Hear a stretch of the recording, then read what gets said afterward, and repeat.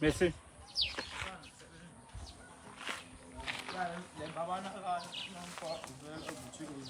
Tu es allé jusqu'au centre. Merci. Pose ça là-bas. Pose là-bas, je suis en direct. Pose là-bas, je suis en direct.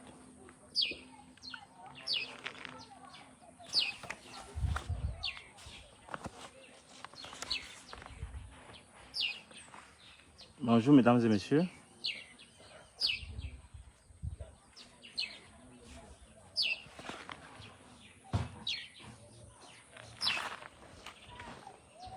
Bon, est-ce qu'on peut se connecter là? Le grand jour est arrivé, le direct, ça fait longtemps on n'a pas fait de direct. On va donc, on va se consacrer à ce rituel. Bonsoir à tout le monde.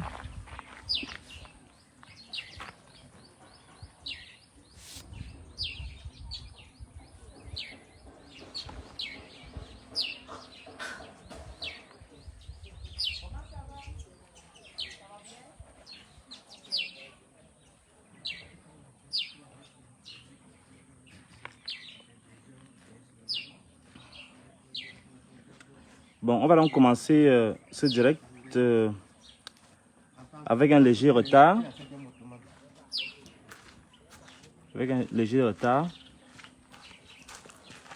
Nous allons...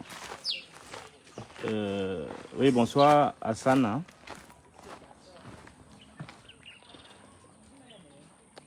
J'ai eu un souci là. J'ai eu un retard, excusez-moi pour le retard.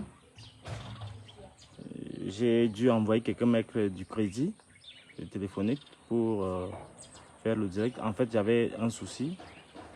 Je n'ai pas prévu, je n'ai pas été assez prévoyant. Donc, puisque j'ai passé une nuit blanche en train de rédiger un texte sur ce dont nous allons parler tout à l'heure. C'est-à-dire le coming out de mademoiselle Brenda Biya. Donc, j'ai dû écrire un texte dans la nuit. Ça m'a permis, ça ne m'a pas donné la latitude de dormir beaucoup. Et je vous prie de m'excuser pour le retard. Oui, Émile, bonsoir. Oh, je sais pas. Hassana, bonsoir. Yerima.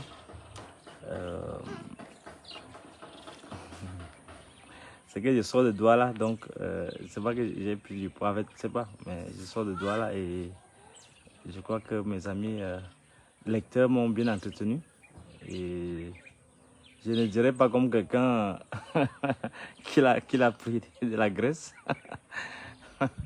Mais je crois que la vente de mon livre s'est bien passée à Douala et je remercie tous les lecteurs qui m'ont vraiment mis au petit soin.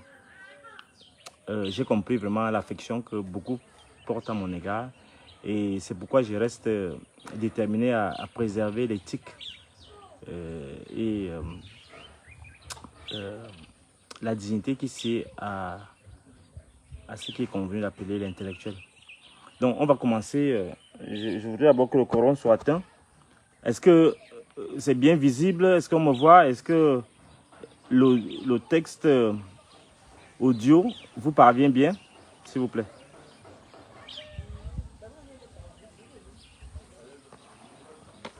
Je rappelle donc que 2 sujets sont à l'ordre du jour. Premier sujet sur l'eau aux examens officiels. Deuxième sujet, merci beaucoup pour les cœurs. Je vous prie de partager le direct. Que chacun partage le direct s'il vous plaît. Parce que c'est un sujet important qui engage l'avenir de la jeunesse de ce pays. Donc il est important que lorsqu'on va aborder ce thème-là, comme c'est le cas, le thème de l'homosexualité, surtout quand il touche à des hautes personnalités, parce que ce n'est pas Brenda Biya en tant que telle, c'est Biya qui est interpellé ici.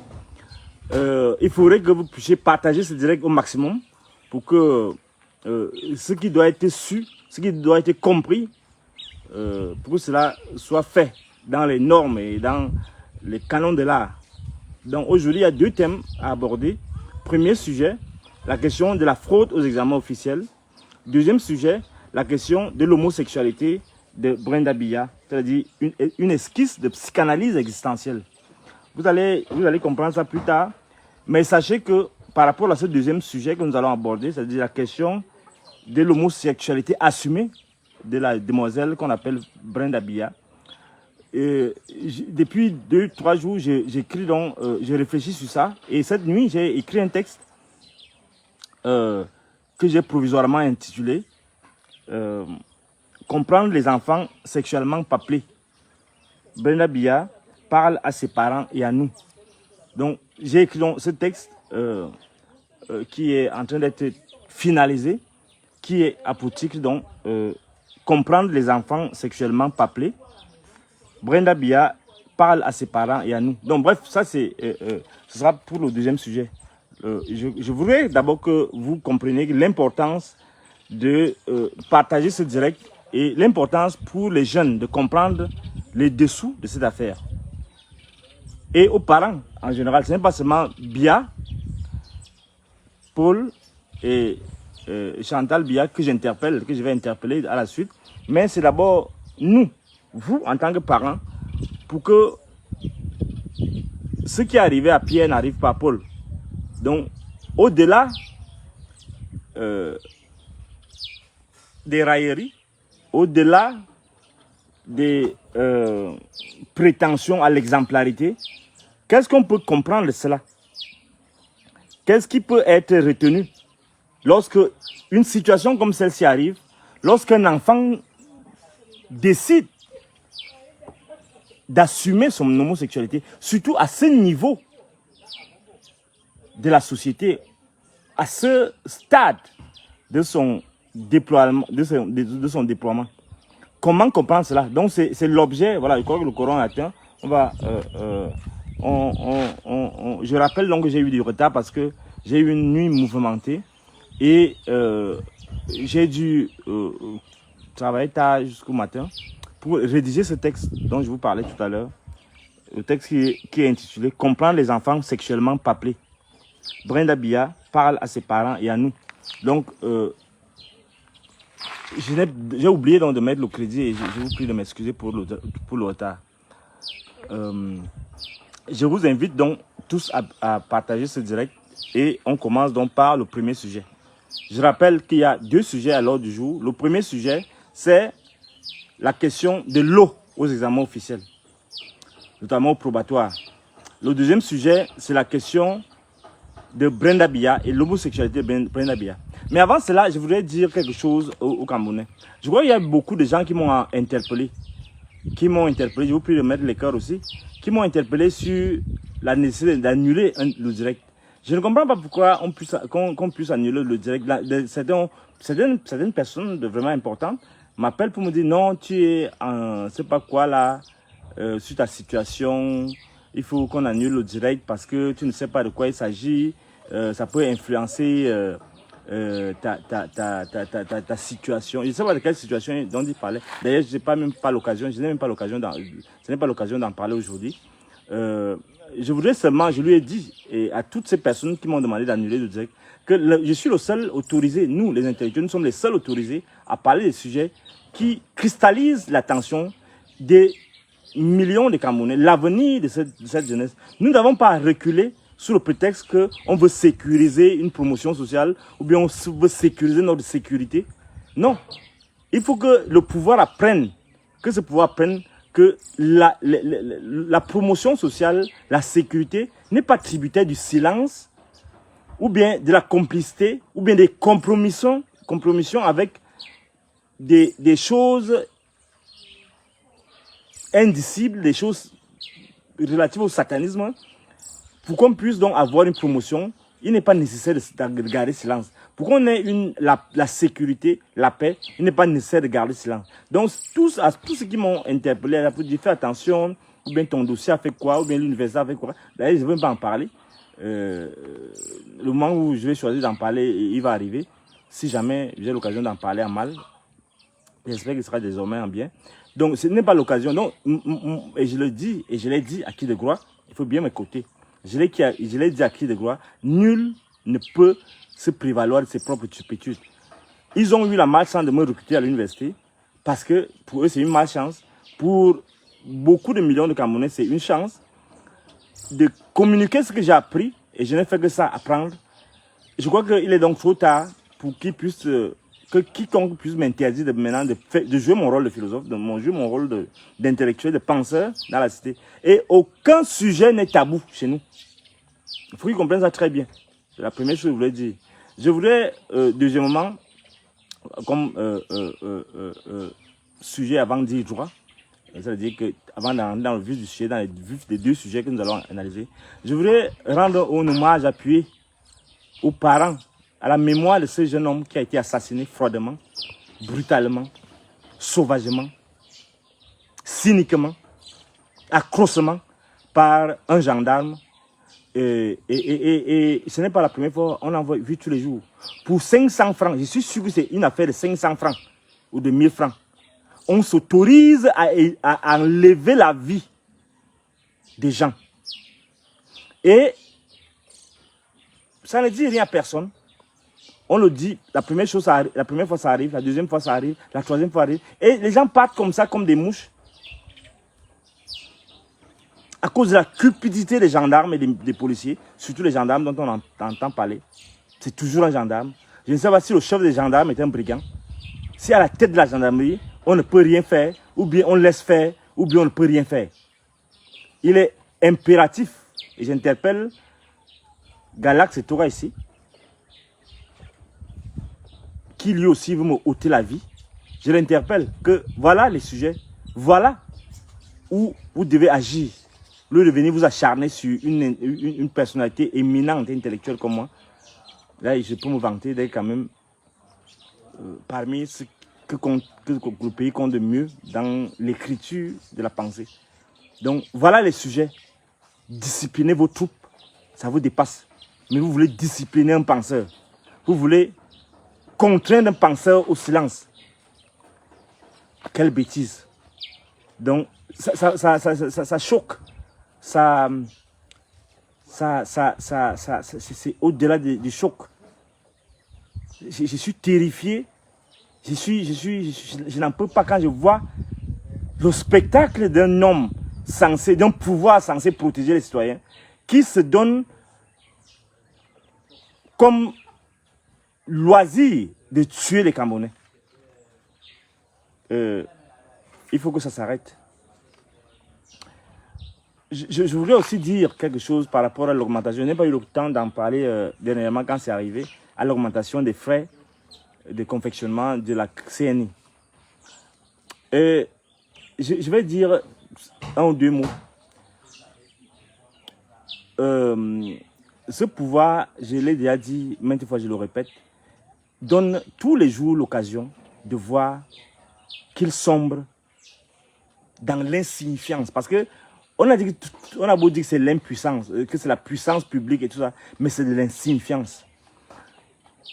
Vous avez ici des gens qui sont occupés à accumuler des milliards dans leur compte privé, à dépouiller le citoyen par tous les moyens possibles, à faire régner l'anomie, c'est-à-dire que l'absence de loi. Parce que combien de Camerounais dans les villages, combien de gens dans les villages sont capables, même dans les villes, où on voit une sorte d'exode rural massif, combien de gens sont capables de débourser 10 000, 15 000 pour faire une pièce d'identité?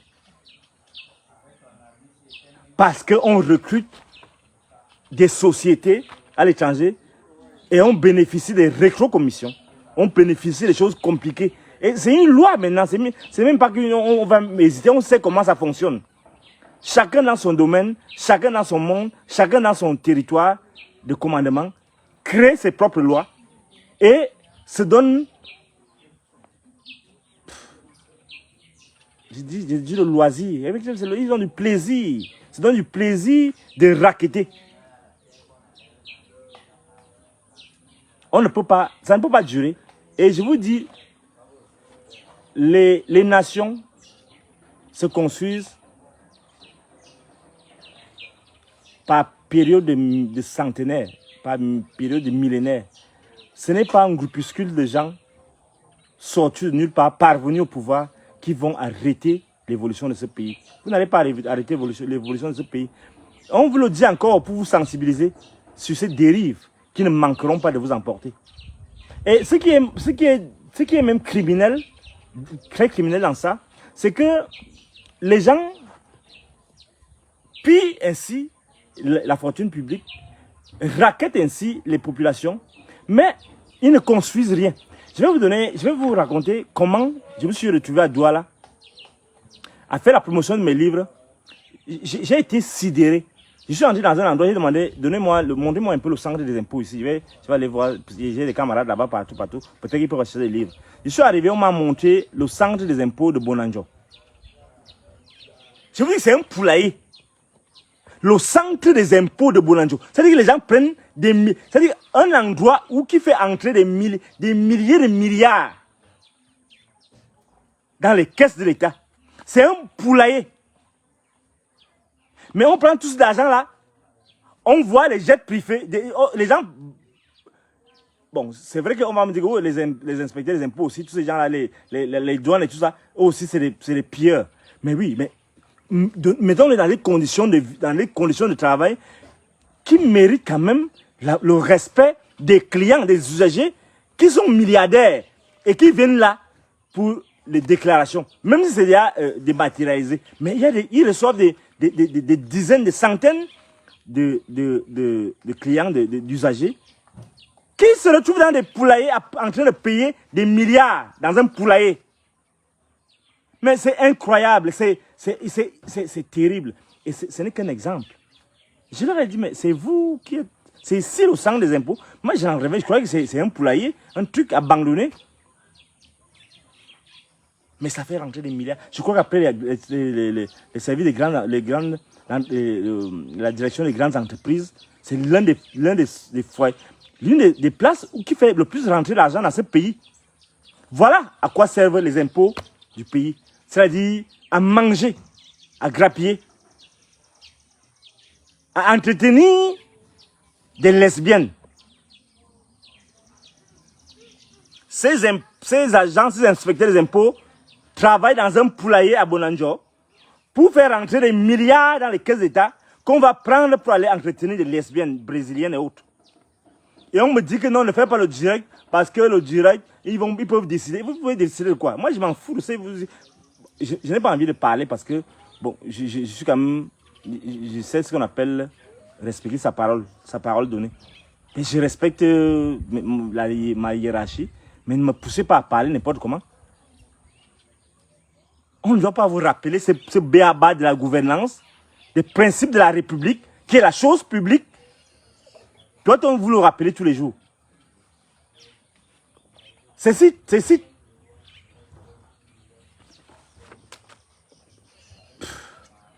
insultant pour la citoyenneté de ce pays, pour les citoyens de ce pays, qu'on se retrouve au cœur de tous les scandales.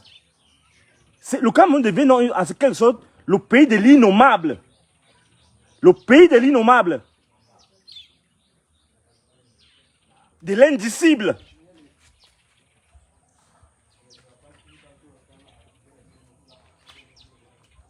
Regardez donc, premier sujet. Nos examens et concours. Regardez, un jour, je vais parler de ce qui se passe dans les examens et concours, normalement les NAM, notamment les NAM. Les NAM qui forment ces pilleurs en puissance. Je vais revenir sur ça très bientôt. Mais allons-y, comment ils détruisent l'école. Vous savez que on détruit la jeunesse à partir de l'école et à partir des mœurs, la drogue. La drogue.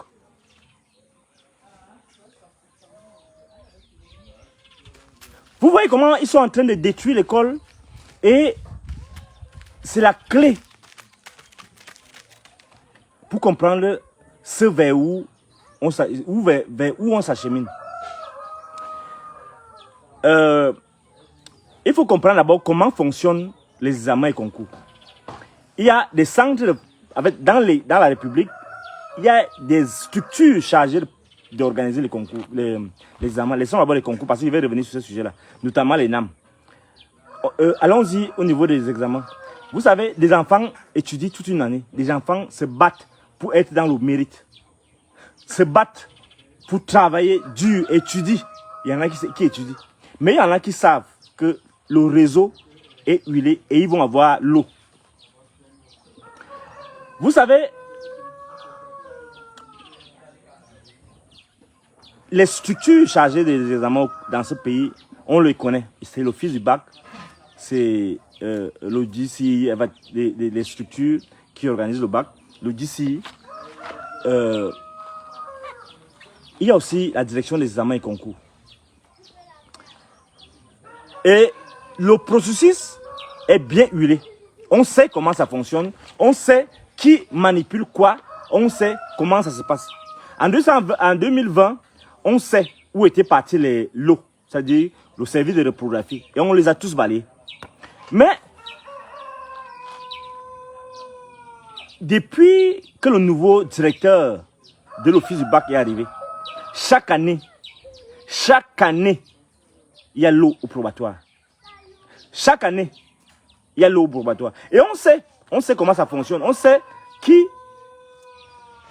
peut faire quoi, qui est responsable de quoi. Et ce qui est étonnant, ce qui est surprenant, c'est que depuis longtemps, l'antique qui est supposé maîtriser la circulation des données, qui est censé être l'outil du gouvernement pour voir au niveau d'Internet comment les gens sont, comment on peut réguler cela, comment on peut surveiller les données, comment on peut circuler, contrôler la circulation des informations. L'antique n'a jamais, bon, en fait, elle ne s'est pas encore auto-saisie pour savoir à partir d'où il y a les fuites. On ne sait donc pas qui organise les fuites, mais les fuites sont systématiques. À un moment, j'ai pensé que, et je ne sais pas si ce n'est pas bien pensé, des gens de l'ancien directeur général, de l'ancien directeur de l'office du bac, Mbachoro. Il y avait un type qu'on appelait Mbachoro avant. Je subodore d'ailleurs qu'il y a l'un de ces gars qu'il a laissé là, qui est en poste, qui a décidé de pourrir la vie au nouveau directeur. Parce qu'on ne comprend pas que chaque année, les mêmes fuites arrivent au même examen, le probatoire. C'est comme si quelqu'un avait versé son tapioca, comme si le nouveau directeur avait versé son tapioca et il a décidé qu'il va lui pourrir la vie. Parce que la question qu'on se pose, à qui profite le crime? Le directeur lui-même ne peut pas organiser la fuite des examens. Il faut réfléchir. Et les gens sont occupés à prendre les autres pour des bêtes. Et là, je me dis aussi, je subodore que ceux qui ont aussi, le lobby qui a aussi imposé, le nouveau directeur a dit, ok, faites ce que vous voulez, mais il ne va pas partir. Ils disent, niet, faites ce que vous voulez, il ne part pas. Donc, à mon avis, il y a deux choses. Soit, je crois qu'il y a une seule chose, c'est une lutte de clan. Comme d'habitude, parce que nous sommes en fin de règne, les gens sont occupés à batailler pour noircir les autres et pour grappiller tout ce qu'ils peuvent grappiller. En fait, on se pose la question, pourquoi on stigmatise autant le nouveau directeur de l'office du bac?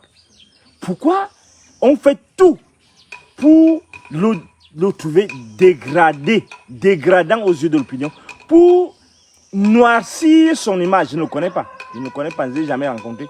Pourquoi on fait tout pour noircir son image au point où les autorités en charge, ça demande seulement 30 minutes pour savoir qui a... Mais on sait comment faire pour attraper ceux qui le font. Ça demande 30 minutes, 1 heure de temps.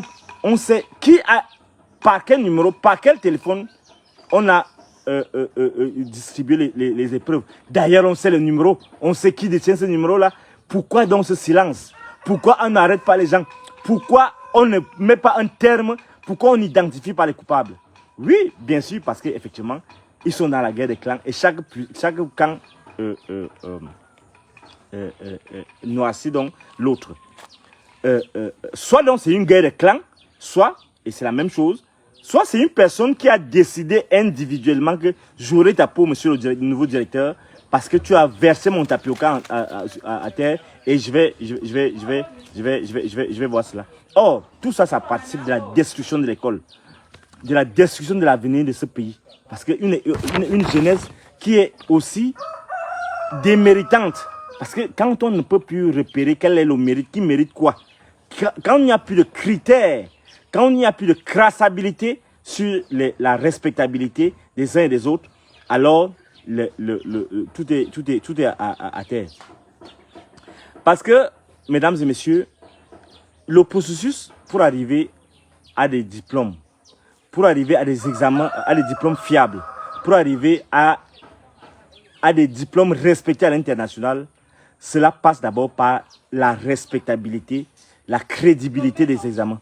Or, ce qui se passe, c'est que les examens, on a vu ceux qui organisent l'examen du BPC, la direction des examens et concours au niveau du ministère, il n'y a jamais de fuite. Pourquoi il n'y a jamais de fuite? Or, c'est le même système, c'est les mêmes acteurs.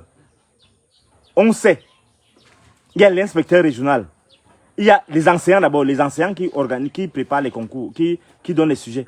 Il y a l'inspecteur régional, il y a les inspecteurs nationaux qui organisent les choses et ensuite les inspecteurs régionaux, prennent le relais. Il y a la banque des sujets qu'on constitue. Et il y a les structures annexes, c'est-à-dire au niveau départemental, au niveau des établissements. Donc, il y a un ensemble d'étapes qu'on suit pour arriver à avoir l'examen, le sujet d'examen en salle. Il y a ensuite le service de reprographie qui, en amont, doit traiter cela. Et on ne comprend pas pourquoi, à chaque niveau, on ne puisse pas avoir une traçabilité pour savoir où est-ce que l'affaire est partie, où est-ce que la fuite est arrivée, où est-ce que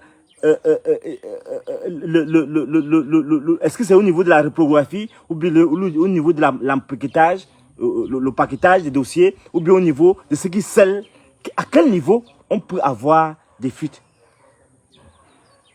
Rien n'est fait pour qu'on puisse identifier d'où partent les fuites.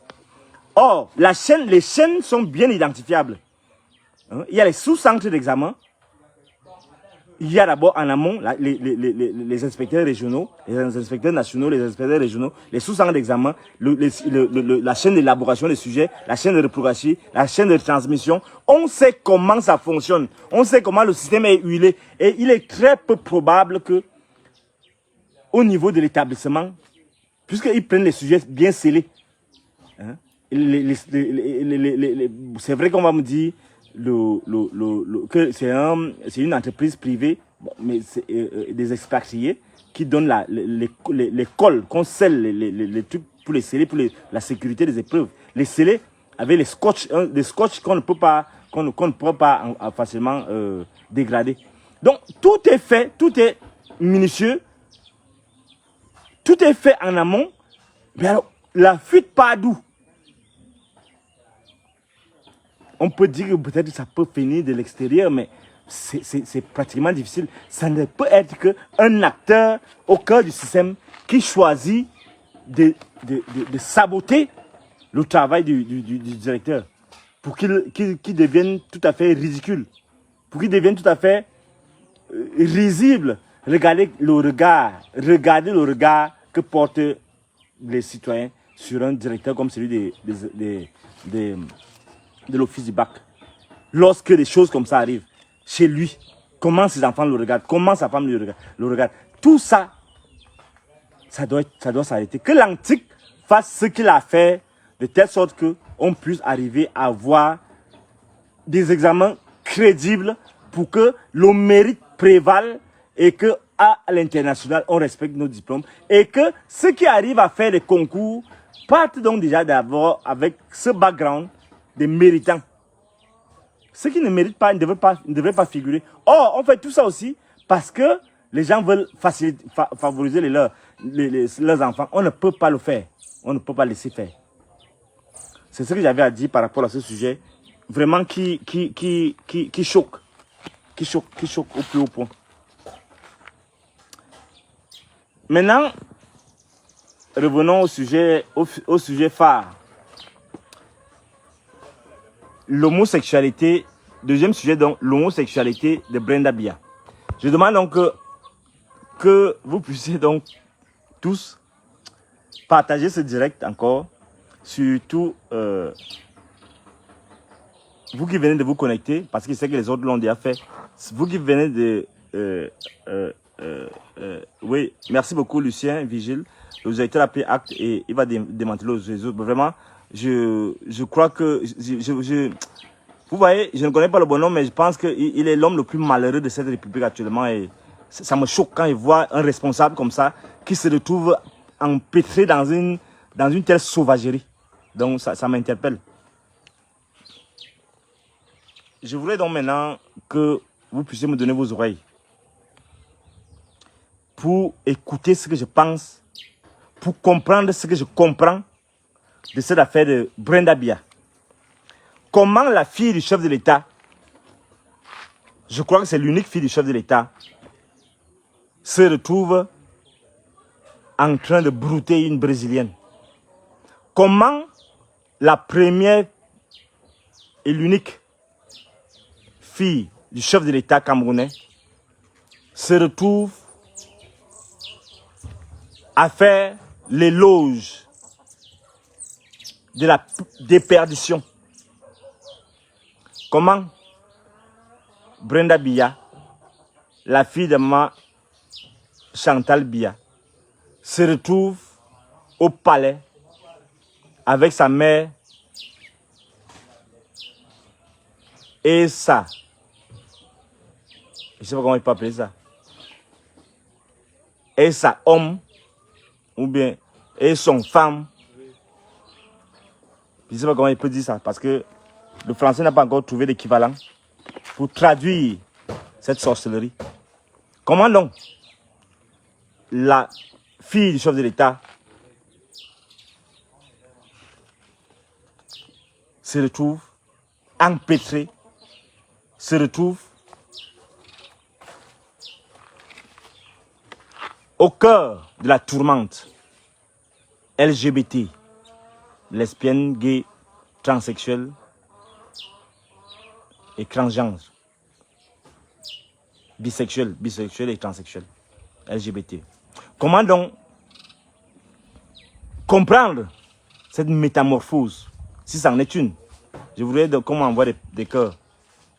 Oui, on peut dire qu'elle se retrouve au palais, dansant avec sa maman et son femme, ou bien sa garçon, sa fiancée, ou sa homme, je ne sais pas qu'est-ce qu'il faut dire. Comment on se retrouve au cœur de ce scandale? Comment comprendre cela? Est-ce qu'elle assume pas de bon gré, ou bien elle est dans une tourmente qui mérite notre attention? Je voudrais savoir, est-ce qu'elle assume le statut qu'on lui prête, celle d'être l'ambassadrice des lobbies homosexuels, gays, lesbiennes, transsexuels, bisexuels? Comment comprendre cela? Alors, je voudrais d'abord vous dire que pour comprendre cette situation, il ne faut pas juger les gens.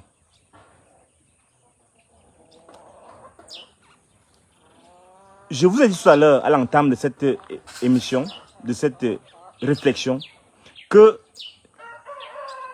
cette nuit, après une longue réflexion de quelques jours, j'ai écrit un texte qui va vous parvenir bientôt, dans quelques jours, intitulé « Comprendre les enfants sexuellement paplés ».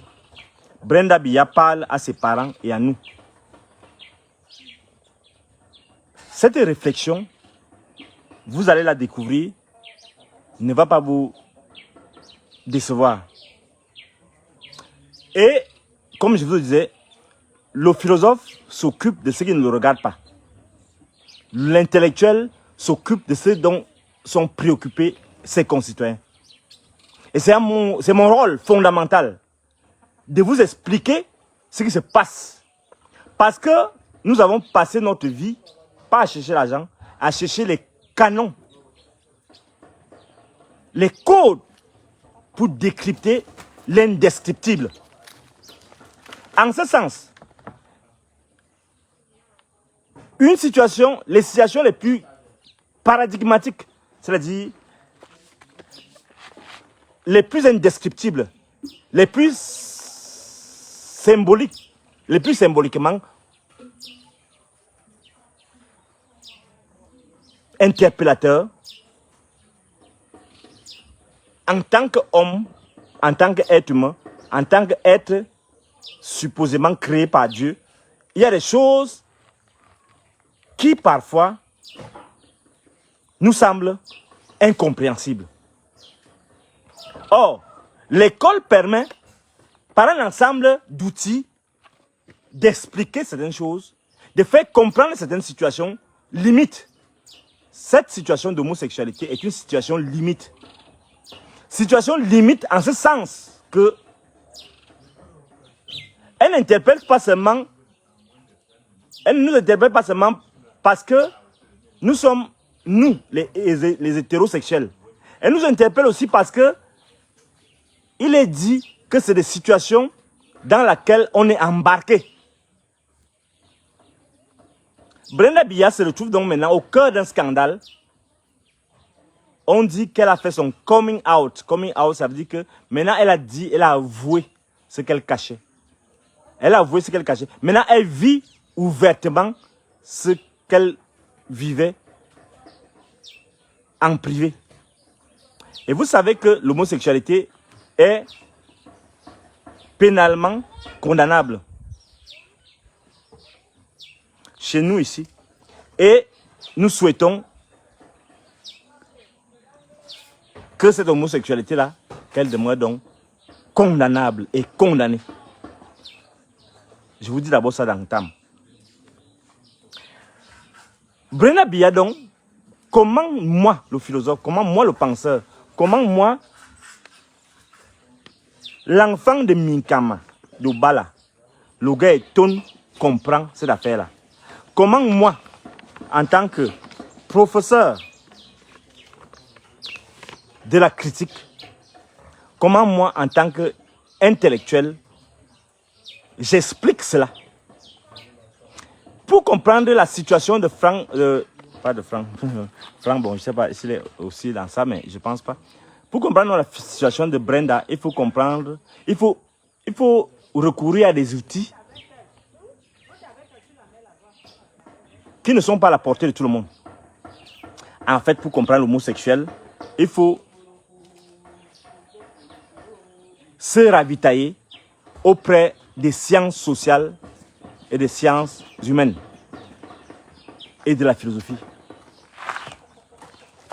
Ce que vous devez comprendre sur l'homosexualité, je vous ai dit qu'il faut partager le direct.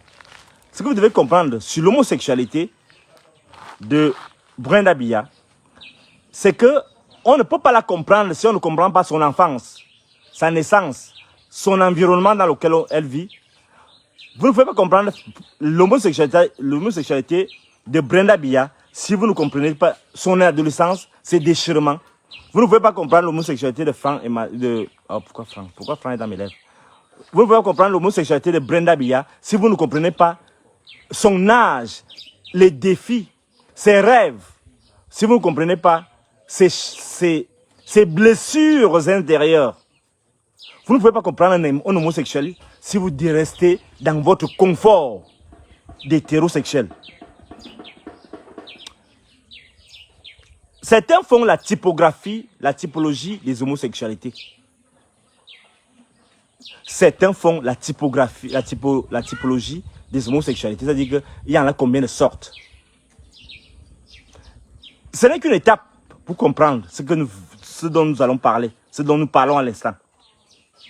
Il y en a qui pensent que l'homosexualité c'est quelque chose de naissance. C'est-à-dire qu'il y a une catégorie de gens qui pensent ça. Que l'homosexualité, c'est quelque chose qu'on naît avec.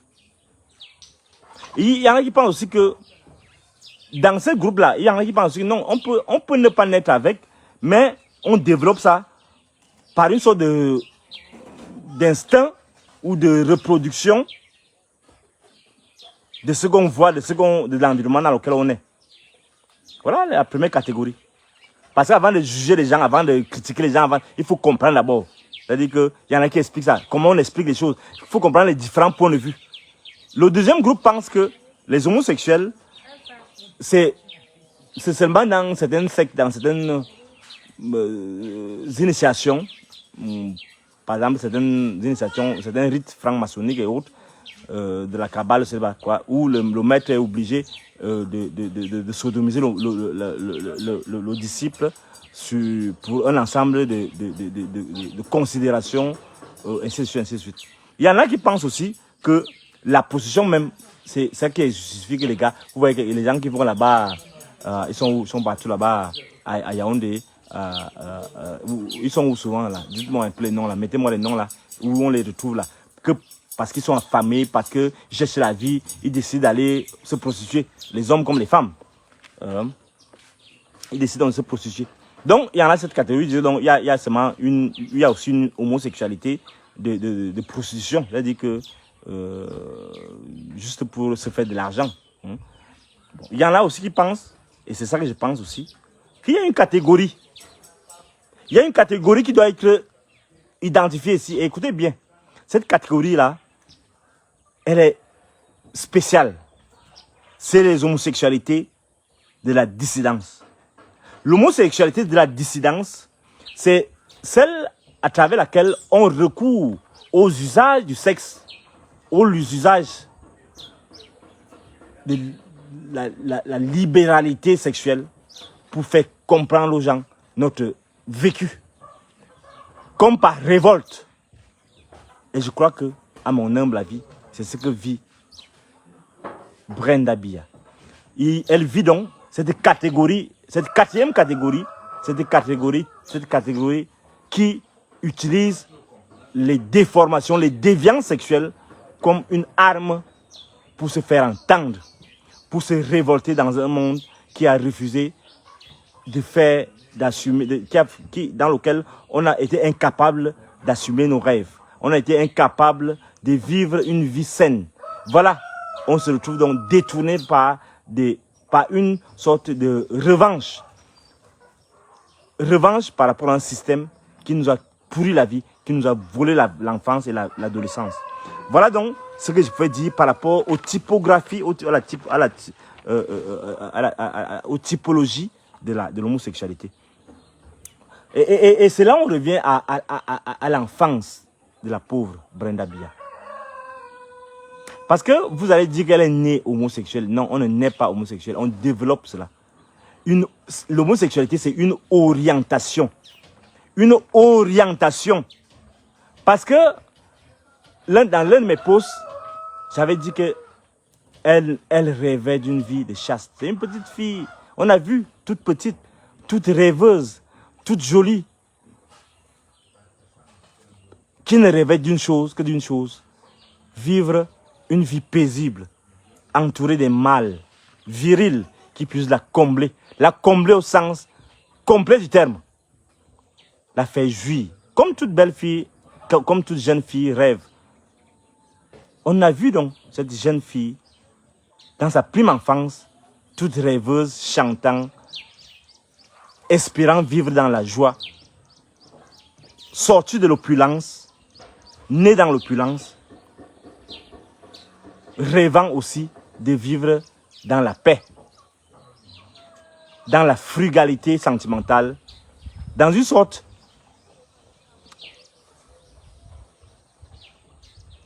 de mensuration du bonheur.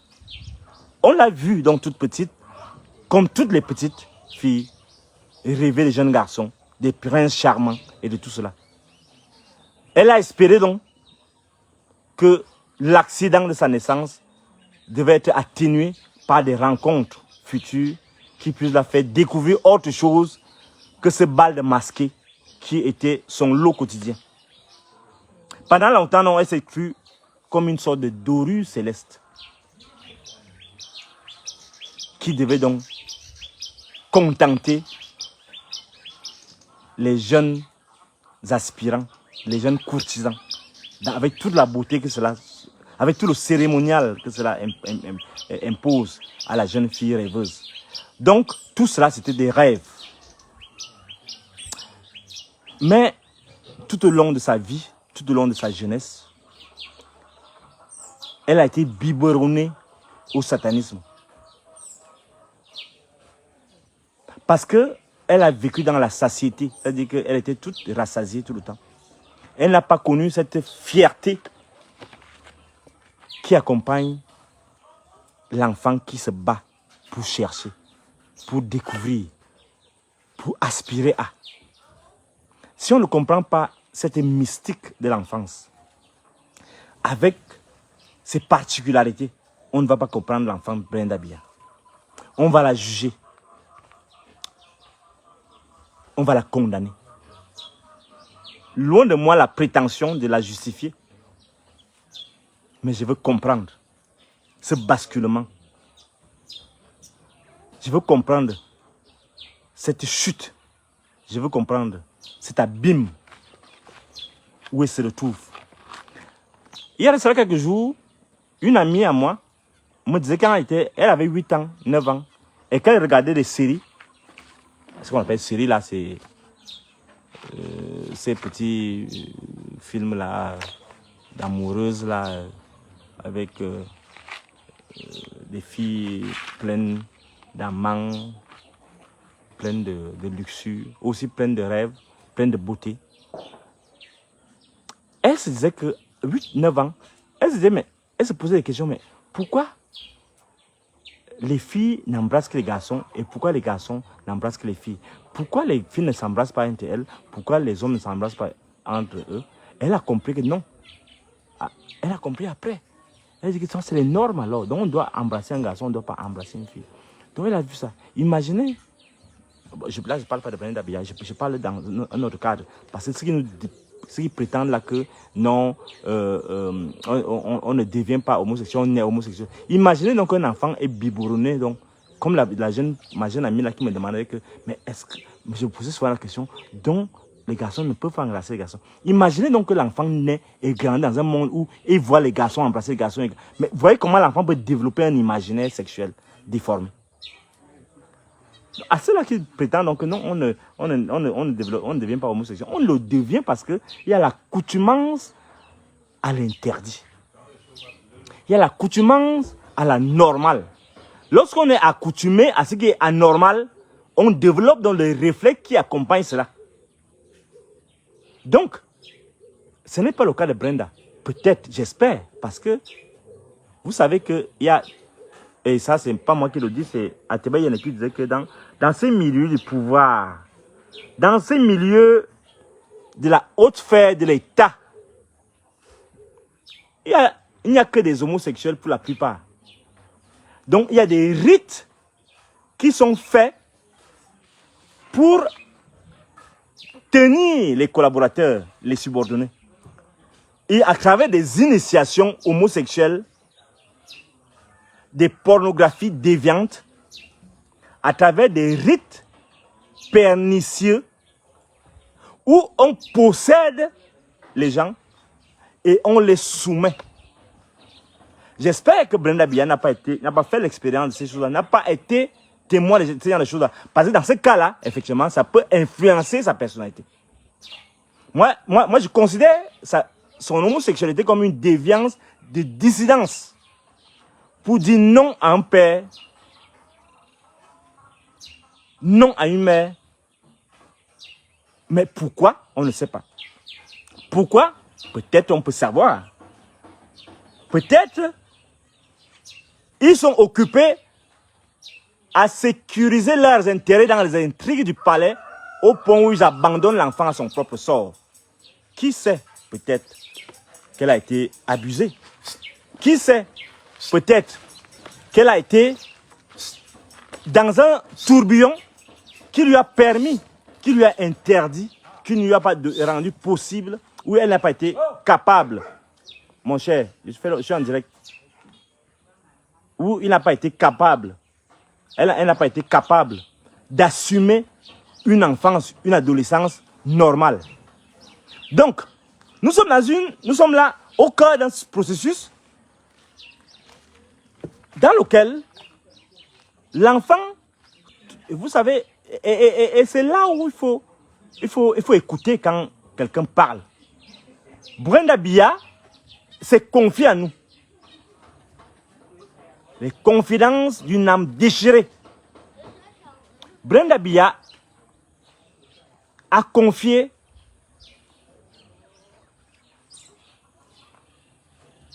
aux internautes ses misères intérieures, ses misères sentimentales, ses déceptions sentimentales par rapport aux hommes. Oui. Pourquoi? Oui. Bonsoir. Pourquoi elle s'est confiée à nous? Elle s'est confiée à nous parce que on n'a pas compris. On n'a pas compris ce dont elle avait besoin. Justement parce qu'on ne peut pas le lui donner. Pas parce qu'on est peut-être haineux. Pas parce qu'on en veut tellement à son père. Parce qu'elle est inaccessible. Imaginez donc une enfance comme celle-là. Entourée des rejetons des papas troués. Entourée des petits-enfants sans virilité. Entourée des garçonnets démasculinisés. Que devient la fille qui rêve d'un prince charmant qui puisse la combler? Parce que la femme, elle est faite pour être comblée. Comblée dans son affectivité, comblée dans son amour, comblée dans son sexe, comblée dans sa vie, comblée tout court. Que peut donc devenir une fille qui vit dans un monde où les hommes sont troués, où les hommes eux-mêmes ont des envies d'être comblés par derrière? Vous voyez, ça détruit la sensibilité féminine. Ça détruit l'imaginaire de la jeune fille par rapport à l'homme, par rapport au garçon. Ça hypothèque ses sentiments par rapport aux soupirants qui viendraient vers eux. Parce que ça devient un monde sans joie. Alors, là, c'est l'enfance. L'adolescence donc de Brenda Biya. A-t-elle réussi à être comblée par l'homme? Vous avez vu le spectacle d'Nganamut? Tout le monde a été étonné.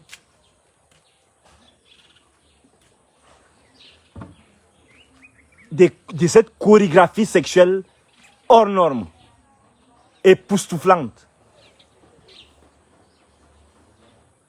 Tout le monde a été plus ou moins interdit de voir une telle subtilité, une telle élégance dans l'acte sexuel, une telle passion dans l'acte sexuel, un tel superbe dans la manipulation du corps de la femme.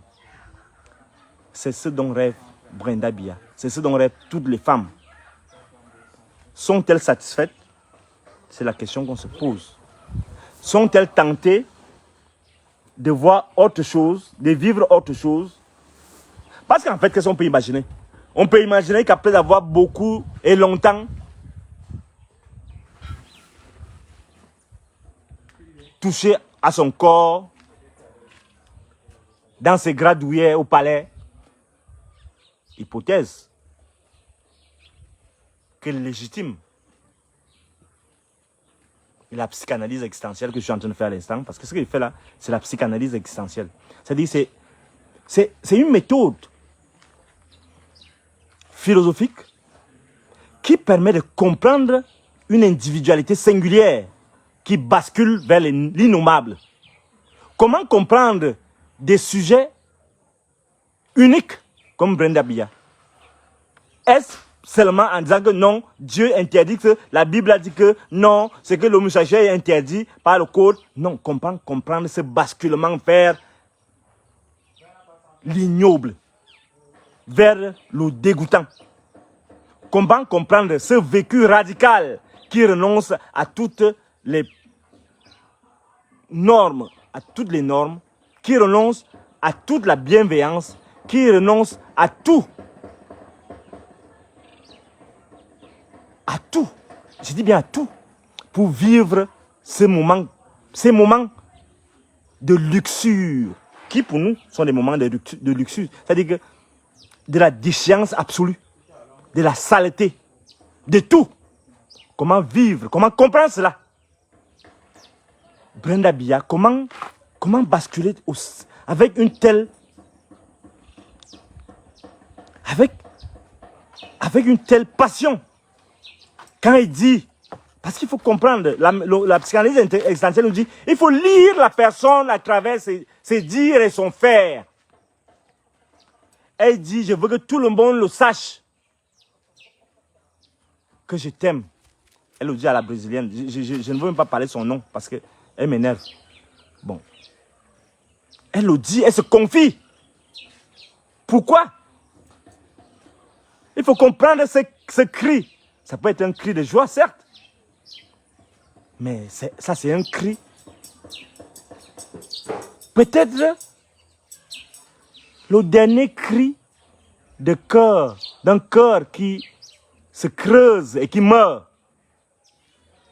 Lorsque Brenda Biya chante l'amour à sa dulcinée, ou bien à son femme, ou bien à sa garçon, je veux dire l'adjectif, je ne sais pas qu'est-ce qu'il faut. Il faut comprendre cela. Comme un cri peut-être de jouissance, mais peut-être un cri de pourriture intérieure. Pourquoi doit-elle le faire avec les lunettes noires? Que vit-elle dans ses yeux? Que vit-on dans ses yeux obscurcis par les lumières du soleil, par les lunettes du soleil? Pourquoi doit-elle faire cela? Ce que je ne peux pas dire, seulement groguer. Parce que ça se voit, mesdames et messieurs. La psychanalyse existentielle nous dit qu'il faut voir à travers son comportement ce qu'elle vit. En fait, j'explique ça comment? Dans l'impossibilité de connaître un vrai coït, comme cette jeune femme qui veut être comblée dans les normes, qui veut être satisfaite au lit, dans l'impossibilité de vivre ces moments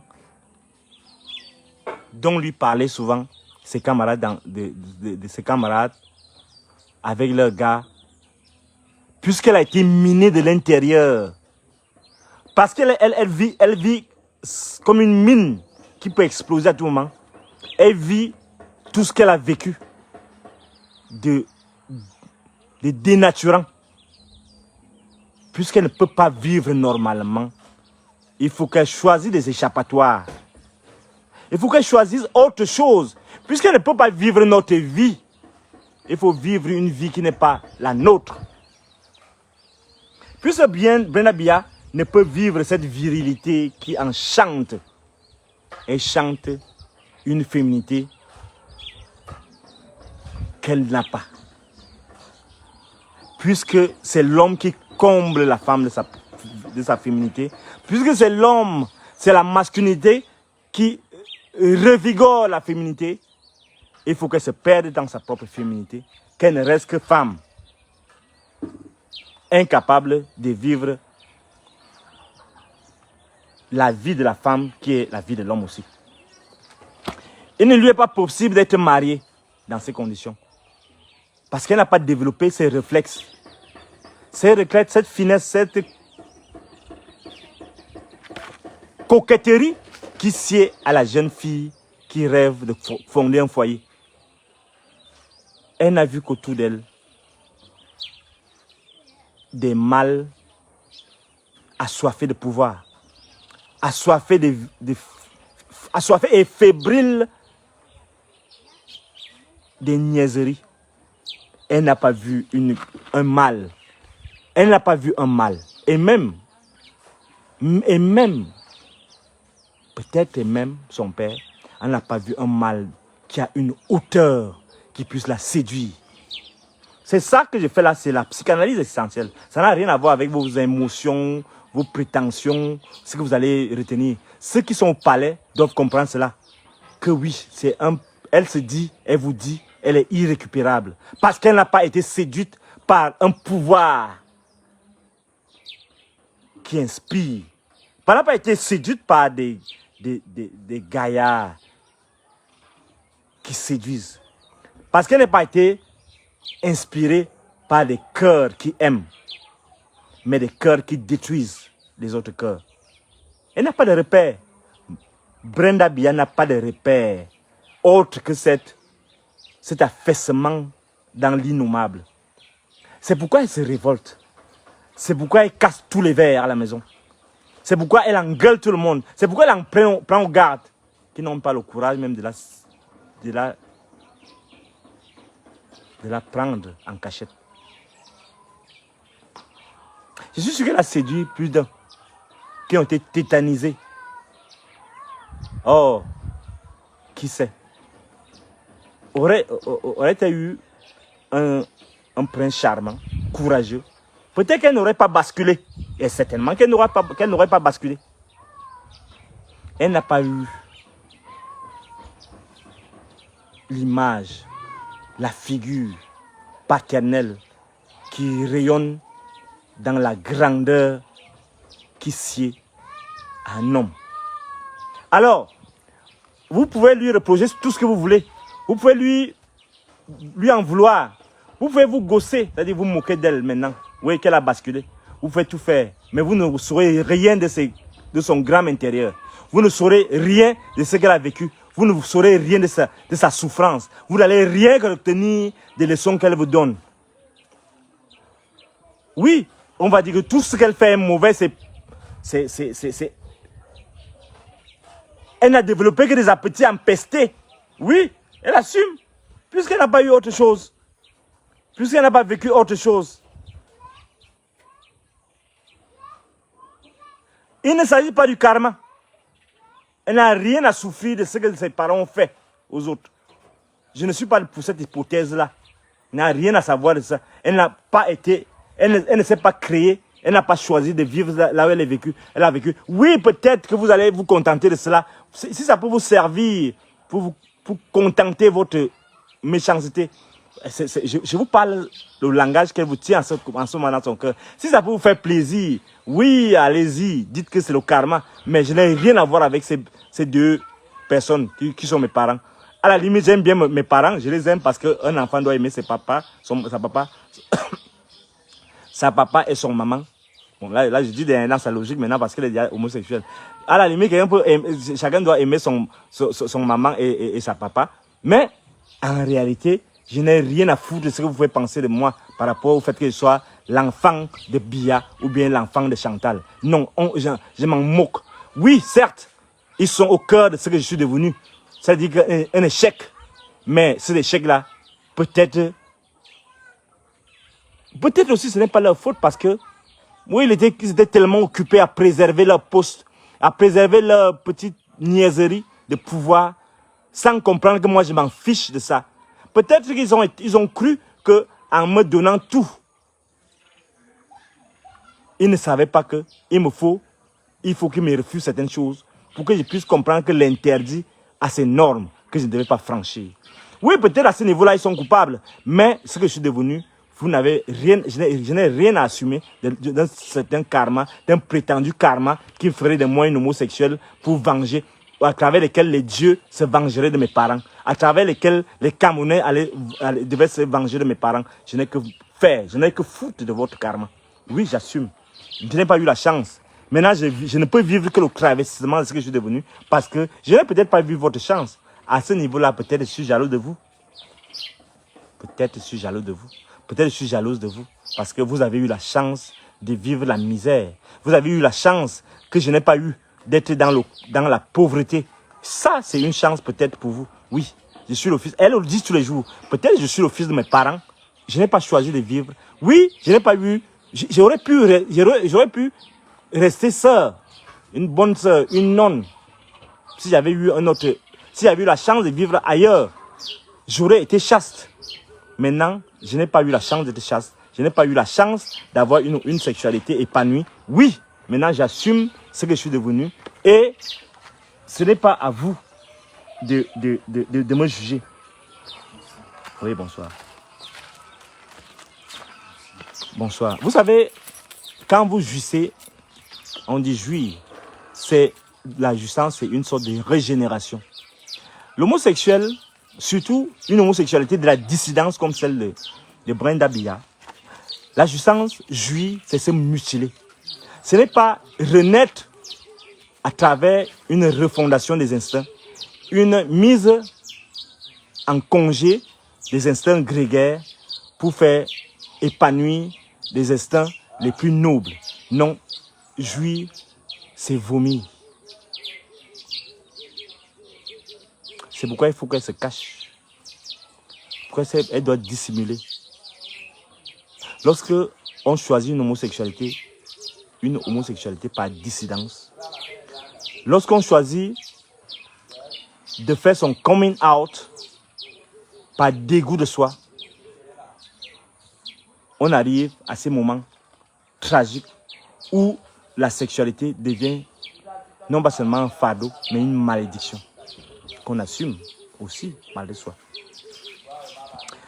C'est pourquoi King Nasty, c'est son nom d'artiste, a choisi cela, la musique. Parce qu'elle croyait que la musique, à travers la musique, elle va trouver, avant de basculer totalement dans la sexualité, dans sa sexualité débridée, elle croyait se cacher dans la musique. Elle croyait que la musique devrait être une sorte de régénérescence, une sorte d'exutoire. C'est-à-dire que là où elle peut aller se confier, là où elle peut aller, oui, se jeter avec toutes ces mauvaises intentions. Où elle peut, à un moment, aller cacher ses mauvais instincts.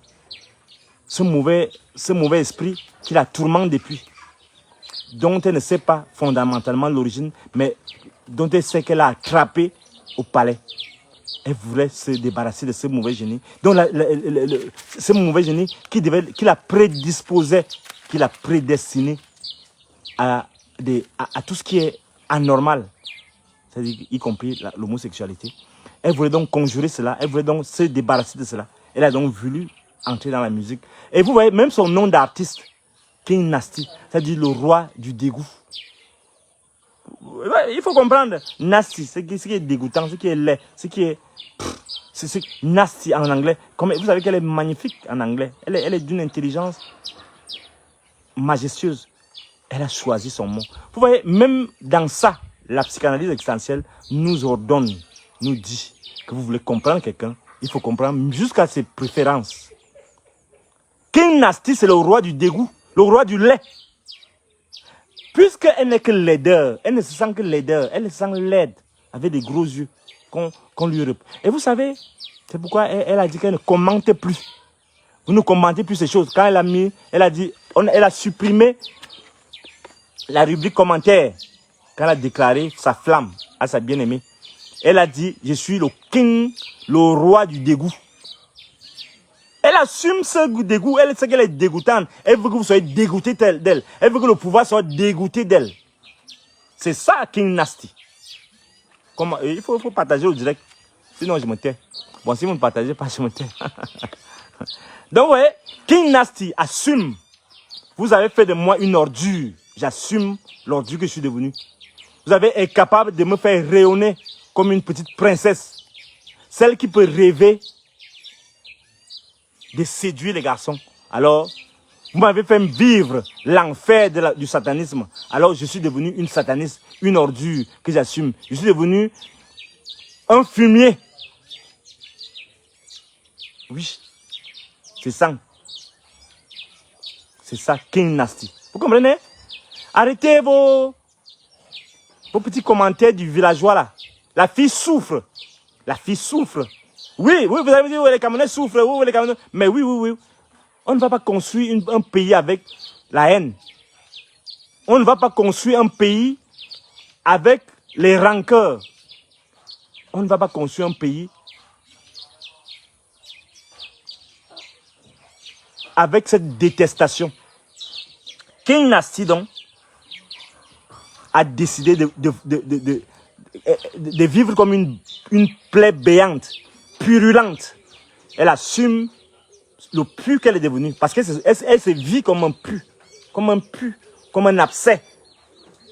Alors l'homosexualité lui permet de se crever. De crever comme un abcès. Et de dégouliner de l'extérieur. Et de respirer. Ouf, elle souffle maintenant. Enfin, elle peut vivre un petit répit. King Nasty donc, même dans la musique, ne réussit pas à percer. Aussi doit-elle se percer elle-même comme un abcès en devenant homosexuelle tout court, lesbienne. Puisqu'elle ne connaît pas les beautés ordinaires, elle ne connaît que des beautés envoûtées, elle ne connaît pas la vraie beauté. Elle n'a pas vécu le vrai appétit. L'appétit de vivre, d'être au village, à la fontaine, à la source. Et d'avoir un petit garçon qui vient lui parler, qui vient lui chatouiller les oreilles après des petits mots qui sonnent justes. Des petits mots qui ravivent au cœur de soi une affectivité normale. Vous savez, la femme ne devient pas femme seulement d'elle-même. Elle devient femme parce que elle est en contact avec une masculinité saine. Avec des garçons non troués. Voilà King Nasty, qui n'a pas eu la chance d'avoir donc des appétits normaux. Elle n'a pas eu la chance de s'accoupler avec des jeunes gars virils, désintéressés, qui puissent comprendre le monde au-delà de la quête du pouvoir, au-delà de l'accumulation des richesses matérielles. Non, elle n'est pas matérialiste. Elle a beau prendre des jets privés, elle a beau prendre machin, qui vous dit même que ce n'est pas une instrumentalisation des cercles, des lobbies qui veulent posséder, qui veulent influencer le pouvoir de tout dit. Qui vous dit même que ce n'est pas les préférences lugubres, les préférences de sa compagne, des désirs qu'elle veut compléter, qu'elle veut combler. Elle veut combler les désirs de son amante ou bien de sa amant. Je veux dire qu'il faut maintenant avec les articles là on peut savoir. Qui vous dit que ce n'est pas par cela qu'elle veut combler son fiancé avec eux. Parce que là, il faut mettre les articles à tort et à travers pour comprendre les homosexuels. Donc, il vous dit que ce n'est pas sa gare qu'elle veut combler, qu'elle veut satisfaire. Non. Brenda Biaye n'est pas dans cette quête effrénée des richesses. Oui, oui, oui. Il faut la comprendre. Son affaire, ce n'est pas l'argent. Son affaire, c'est qu'elle veut vivre la pénétration qui rend femme. Et cette pénétration, elle ne l'aura jamais, elle a compris ça. Parce qu'elle ne peut l'avoir que par un viol. Et un viol, ce n'est pas un acte sexuel, c'est un crime. Elle ne peut avoir donc cette pénétration que par cette vaginisation de sa brésilienne. Oui, à ce niveau-là, on comprend que tout est perdu. Oui, tout est perdu. Elle est irrécupérable. Elle est irrécupérable totalement. Quand on grandit comme un intouchable, on finit comme une épouvantable, comme un épouvantail. Une épouvantable créature. Elle ne peut donc pas être considérée comme une ambassadrice de LGBT parce qu'elle ne vit pas son homosexualité comme un choix délibéré, mais comme une dissidence par rapport à un système qui la tue, qui a tué beaucoup de gens, qui l'a tué elle-même aussi, qui a tué sa jeunesse, qui a tué son enfant, qui a tué son adolescent, qui va certainement tuer sa maturité, son âge adulte, parce qu'elle ne sera jamais à l'aise au Cameroun, elle ne sera jamais dans un ruisseau, elle ne sera jamais dans un quartier de Yaoundé, dans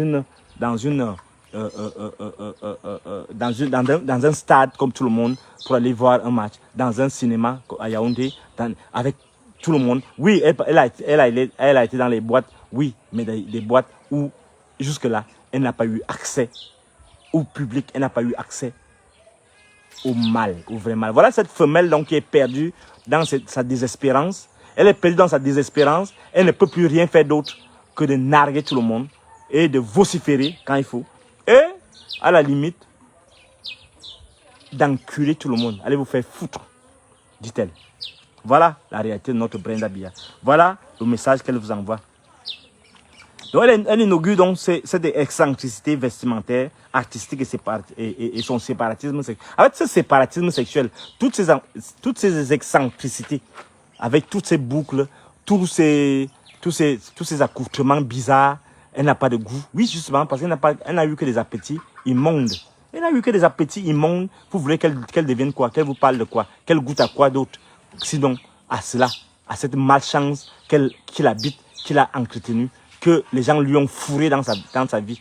On a gâté sa vie, on a pourri sa vie. Vous voulez qu'elle soit autre chose qu'une pourriture, alors vous n'aurez pas Brenda Biya. Brenda Biya, elle ne sera que ça désormais. Voilà. Elle vous a craché tout ça. Elle vous a craché toute votre hypocrisie du pouvoir, toute votre haine assumée, toutes vos rancœurs, tous ces espoirs déçus, les espoirs déçus de tous les Camerounais, qu'elle porte maintenant comme un pu qui crève, comme un abcès qui crève avec tous ces pus qui sortent. Voilà donc la réalité de ce pouvoir. Voilà la réalité de ce que ce pouvoir produit. C'est-à-dire, produit seulement la malchance. Voilà, comment donc? Et à ce niveau-là, il faut que vous compreniez bien. J'ai suivi Maître Alinscom et Shakiro dit que Brenda Biya et maintenant est vraiment merci Brenda Biya pour ton courage. Mais vous savez, c'est pourquoi j'évite de me frotter beaucoup à ces gens-là, tous ces gens-là, les Maître Alinscom. Oui, je l'apprécie beaucoup, c'est bien la maman, elle est une bonne avocate, elle est bien. Mais vous ne pouvez pas, dans un monde comme celui-ci, où les gens sont en compétition pour nous posséder, pour voler toutes nos richesses, où des gens, où l'Occident est en guerre ouverte avec nous, vous ne pouvez pas avoir des ambassadrices de l'homosexualité comme Maître Alinscom, chanter les louanges de l'homosexualité, chanter les vertus du satanisme homosexuel, comme c'est le cas actuellement là. Non, Brenda Biya n'a pas été courageuse, elle ne veut rien savoir de vos courage. Elle ne connaît même pas l'affaire de courage, parce que on l'a éduquée pour être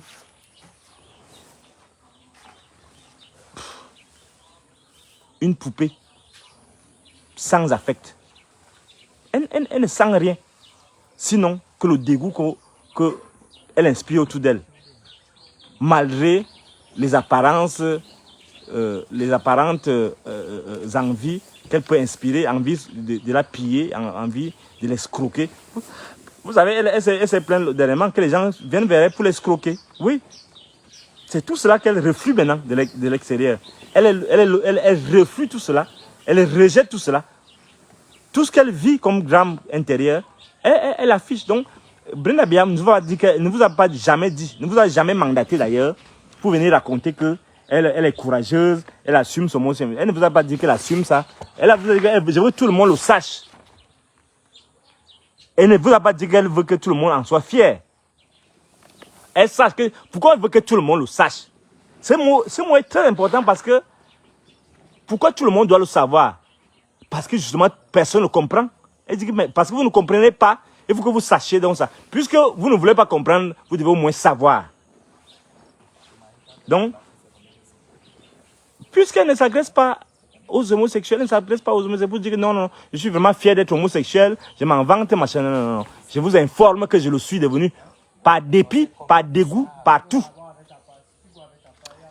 Vous savez, j'ai essayé de faire la peinture de cela, je vous ai donné les grandes lignes.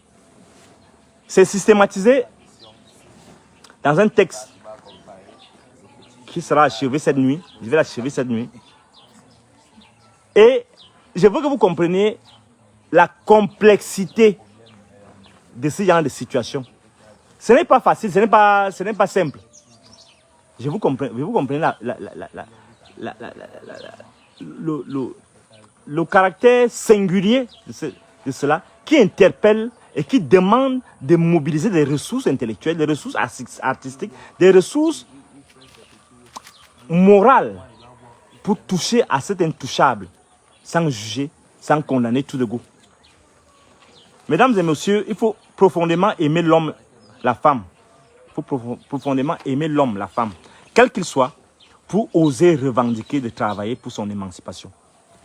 Ce n'est pas avec les usages pornographiques extravagants, les usages pornographiques extravagants du vagin et de la lèvre ou de la langue de Brenda Biya que nous construisons la République que nous souhaitons de tous nos voeux. Mais par contre, le chromatisme de cette nudité affolante, paradigmatique en un sens, parce qu'elle traduit quelque chose d'inédit. C'est donc à travers le chromatisme de cette nudité paradigmatique que nous comprenons où nous sommes devenus, où nous sommes allés, ce que nous sommes devenus. Cela montre en fait aussi, et surtout d'abord, l'impuissance de ce pouvoir qui ne peut plus rien pouvoir. Ça montre donc l'impuissance de ce pouvoir qui ne peut plus rien pouvoir. Sinon, abrutir, brutaliser, décimer, éteindre la vie. Mais c'est aussi aux portes de cette ouverture béante des générosités vers l'innommable. Cette croupe d'une jeune fille perdue dans ses espérances, perdue dans ses désespoirs, dans son désespoir, que nous devons tous nous réformer. Si nous ne voulons pas que les générations futures nous jettent aux oubliettes comme des vieux meubles encombrants destinés aux encombrants. Cette croupe donc, ouverte, béante, est notre destinée, notre destin, si nous refusons de nous ressaisir comme des incapables, comme des émasculés, et si nous renonçons, comme c'est le cas actuellement, à assumer la vie de citoyen avec ses exigences, ses droits à revendiquer, ses devoirs à assumer. C'est vers ça, cette perte, cette chute de la jeunesse que nous tendons si rien n'est fait. Voilà ce que j'avais à dire. Et je rappelle que ce texte vous parviendra dans une version plus complète dans quelques jours. Mais ceux qui veulent avoir, à ceux qui veulent avoir la version PDF, ceux qui veulent avoir la version PDF du texte sur l'homosexualité de Brenda Biya, qui est provisoirement intitulé « Comprendre les enfants sexuellement papelés ». Brenda Biya parle à ses parents et à nous. Si vous voulez avoir ce texte, vous m'envoyez la bière. Par WhatsApp, vous m'envoyez votre WhatsApp et vous m'envoyez la bière. Et vous aurez ça d'ici mardi, mercredi. Pour les autres, vous aurez ça en compte-gouttes à partir de mardi ou mercredi en compte-gouttes. Mais celui qui va avoir la version complète de ce texte, parce que je n'ai pas passé mes nuits blanches à travailler pour vous pour rien. Vous m'envoyez la bière, vous m'envoyez votre numéro WhatsApp. J'ai dit la bière. Il n'y a pas d'exigence. Il faut encourager le... Vous savez, là maintenant, j'avais un problème de crédit effectivement pour commencer mon direct parce que je dormais là, je me suis oublié dans le sommeil parce que j'ai passé mon temps à travailler dans la nuit et j'ai oublié de mettre le crédit. Donc il fallait que j'envoie l'enfant mettre mon crédit, le petit qui a mis le crédit parce qu'il n'avait pas le crédit. Donc c'est pas vous qui me mettez le crédit. Donc si vous voulez la version PDF de ce texte mardi avant tout le monde, vous m'envoyez mes bières, je les bois vivants. Si vous ne voulez pas, vous me foutez la paix, vous attendez comme tout le monde. Vous allez avoir le texte au compte. Je ne sais pas si vous avez des questions. Je crois que j'ai terminé pour aujourd'hui. Et vous aurez donc le texte complet. Mais vous aurez le texte complet, je travaille pour vous, c'est mon rôle. Mais ceux qui veulent avoir le privilège d'avoir le texte en version PDF, bon, texte complet avec toutes les références, ils peuvent m'envoyer donc et ils peuvent m'envoyer la bière. Donc, et la bière, hein, faut pas commencer. Comme cet individu là qui s'est moqué de moi, il dit qu'il va m'envoyer 500. Non, c'est pas qu'il manque 500, c'est que j'étais endormi et je me suis oublié, je n'ai pas mis le crédit, donc je n'avais pas l'argent dans mon OM. Donc celui qui veut le texte, je répète, le texte comprend les enfants sexuellement appelés. Brenda Biya parle à ses parents et à nous. Celui qui veut avoir le texte PDF mardi, d'ici mardi, il m'envoie donc la version, il m'envoie mes bières et avec, il m'a écrit par WhatsApp, il voit ça. Et c'est à l'adresse de tous les parents. Et c'est surtout les gens de la présence. Et envoyez-moi les bières si vous voulez comprendre ce qui se passe chez vous là-bas. Bon, merci beaucoup à tous et bonne soirée. Et il y a une question là. Est-ce qu'il y a une question avant de partir? Est-ce qu'il y a une question? Il te fait vraiment merci. Eh, les bières, il faut pas que... Moi, je ne bois pas une bière. Hein. Je ne bois pas la bière, je bois... On avait ça quoi? Je bois le vin. Le vin, c'est pas la bière en tant que tel. Donc, merci. Merci beaucoup. Merci pour le soutien. Mais je ne vends pas mes prestations comme ça. Ça, c'est destiné au grand public. Mais il y a les gens quand même qui parfois ont envie d'avoir la version complète des textes. Donc, ils veulent lire. Bon, ils auront donc la version.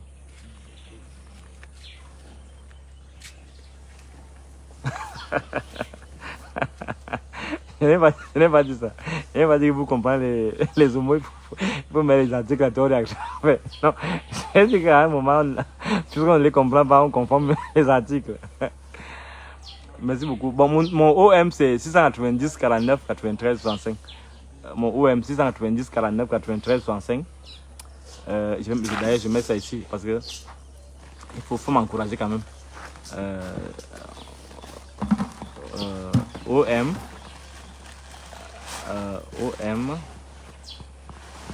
690 49 93 65.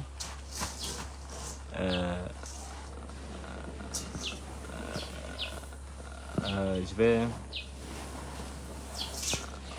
donc c'est ça. Est-ce que Brenda Biya deviendra hétéro? Oui, c'est possible. Ça, il faut le dire tout de go, c'est possible. C'est possible. C'est possible. Il suffit qu'elle rencontre vraiment un homme, vraiment qu'elle aime. Elle peut guérir. C'est pas le homosexuel. Brenda Biya, c'est pas une homosexualité de fatalité. Là, je vous le dis. Je peux vous le dire. Merci Tamal. Merci Jordan. Merci de la promesse. Merci des États-Unis, merci. Paul et Kanga. Tu dis, Fridolin, qui est là, un oiseau.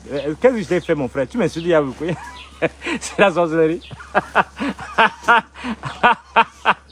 Attends. Je sais pas comment pas. Tu m'insultes maintenant. J'ai passé des nuits blanches en train de réfléchir sur une affaire. Maintenant, tu m'insultes. Hey! merci Jamal, merci d'avance. Si maintenant il vient, si je te bloque, il t'envoie 100 $. Mais merci mon frère. Merci. Je te confirme ça quand il finit de répondre aux questions. Pardon, ne m'insultez pas. J'ai même fait des recherches sur mon sexualité. Maintenant, vous m'insultez. Hey, les Camerounais, c'est la sorcellerie. J'ai passé les nuits blanches pour vous expliquer une affaire. Et bon, heureusement que tu es seulement seul dans tes insultes. Mon OM c'est 690 49 93 65. Maintenant, mon Momo c'est 680. Je vais mettre mon Momo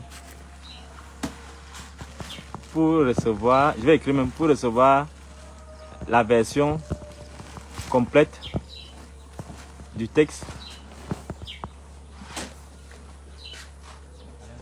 Du texte, je vais écrire ça. Attendez un peu, je réponds aux gens. Je vais répondre à vos questions. Du texte, comprendre,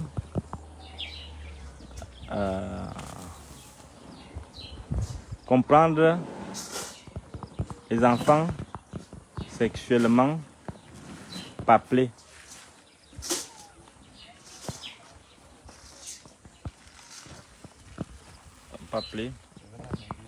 Brenda Bia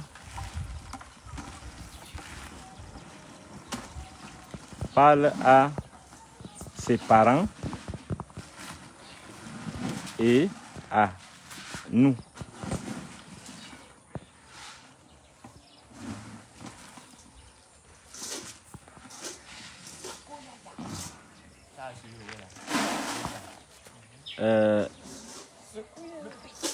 OM. Je vais écrire hein, parce que 690 49 93 65. C'est mon ex. Momo.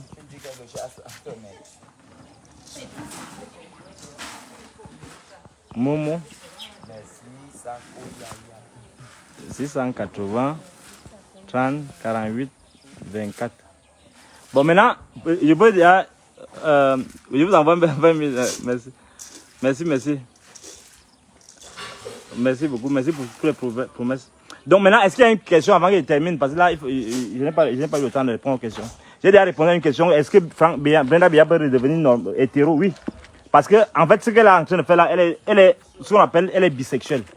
Bisexuelle, c'est pas que tu as deux sexes. Ça veut dire que tu peux aller avec les hommes, avec les femmes.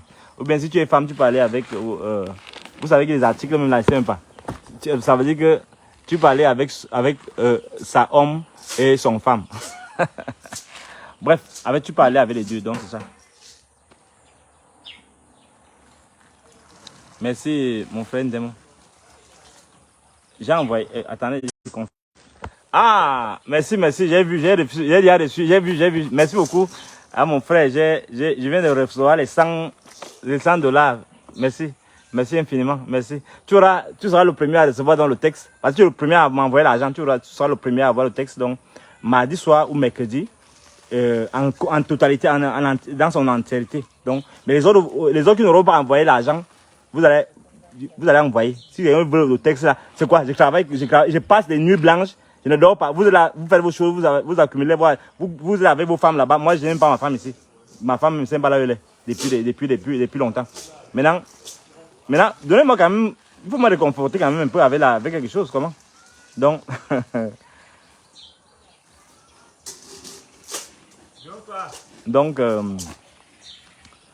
Monsieur, mon cher, vous m'écrivez par WhatsApp. Hein, vous allez m'écrire par WhatsApp après avoir reçu. Vous m'écrivez par WhatsApp à ce numéro là toujours. C'est WhatsApp, vous allez m'écrire, vous allez recevoir en premier le texte. Merci beaucoup. Pensez-vous que les parents n'ont pas eu leur rôle dans le déclic de l'enfant? Oui, parce que l'environnement qui est pollué là à la présidence, on a dit ça tous les jours que faites attention, vous êtes là, vous encouragez le satanisme, l'homosexualité et tout ça là. Et le bien, il est silencieux, on ne sait pas lui-même où il est complice, ou bien c'est comment, on ne comprend pas. Tout ça, c'est l'environnement qui façonne l'homosexualité, qu'on ne vous mente pas. Les histoires qu'on raconte là, on est féminin et tout ça. Non. Oui, il y a des gens qui peuvent naître avec les jeunes. Mais pour les cas d'espèce que la fille aimait les hommes et que est-ce qu'elle bascule comme ça en plein jour? Non, laissez ça. Il y a quelque chose.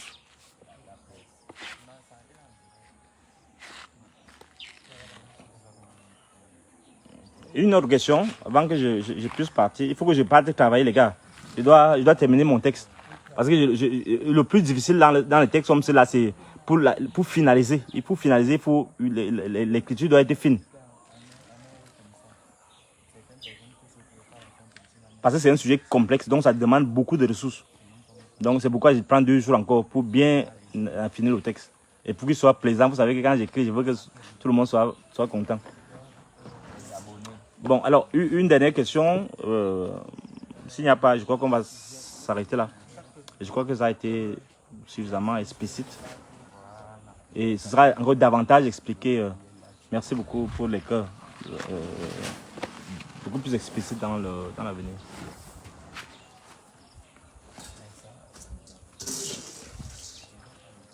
Merci beaucoup, merci Emmanuel, merci.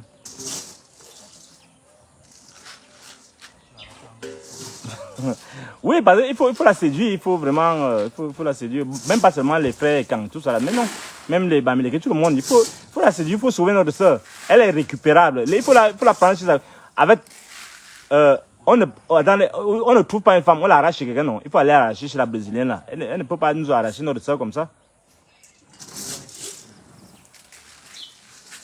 Demander des députés, tu me payes pour que je parle demander des députés. Je parle de cela quand je vais vouloir. On parle d'abord d'un sujet. Vous demandez des députés, ça me fait quoi?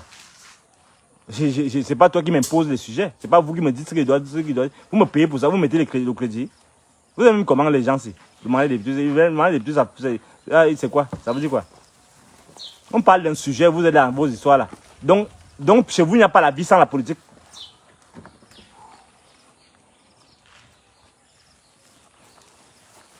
Oui, depuis le chat, oui.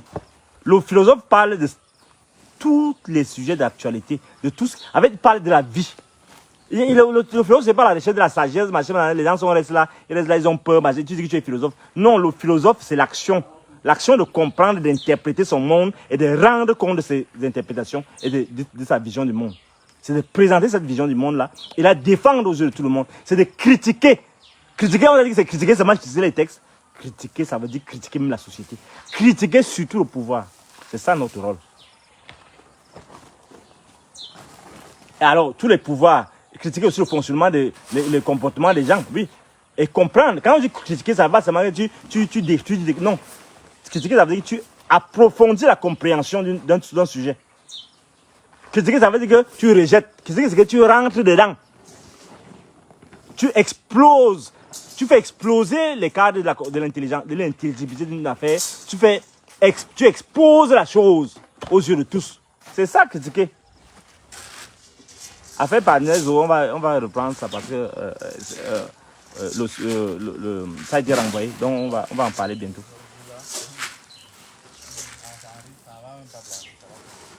Bon, je ne peux que vous dire donc merci. S'il n'y a pas une autre question, je peux que vous dire merci et rappeler que tous ceux qui veulent avoir le texte complet, le texte intitulé « Comprendre les enfants sexuellement papelés », Brenda Biya parle à ses parents et à nous. Vous m'envoyez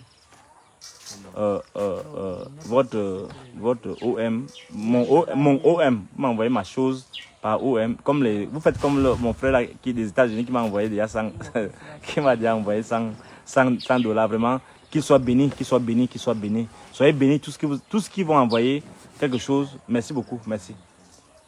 Merci beaucoup, merci.